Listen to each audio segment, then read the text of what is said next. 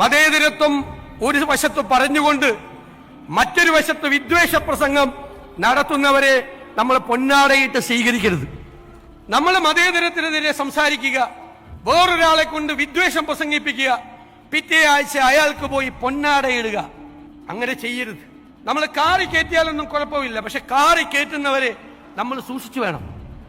അവര് വിദ്വേഷം പ്രസംഗിക്കുന്നവരാകരുത് എന്ന് നമുക്ക് ഉറപ്പുവരുത്തണം.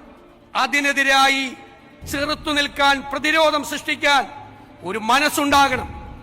അതിന് കാപട്യമല്ല വേണ്ടത്. വോട്ട് നഷ്ടപ്പെട്ടാൽ വോട്ട് പോകട്ടെ എന്ന് വിചാരിക്കണം. തെരഞ്ഞെടുപ്പിൽ തോറ്റാൽ തെരഞ്ഞെടുപ്പിൽ തോറ്റു പോകട്ടെ എന്ന് വിചാരിക്കണം. മതേതരത്വത്തിൽ തൊട്ട് കളിച്ചാൽ, വിട്ടുവീഴ്ചയില്ലാത്ത നിലപാടെടുത്ത് വാക്ക് പറഞ്ഞാൽ വാക്കായി അതിന്റെ കൂടെ നിൽക്കണം. ഇരട്ടത്താപ്പ് പാടില്ല, കാപട്യം പാടില്ല. എനിക്ക് ഇവിടെ നിന്ന് നിങ്ങൾക്ക് തരാനുള്ള വാക്കതാണ്.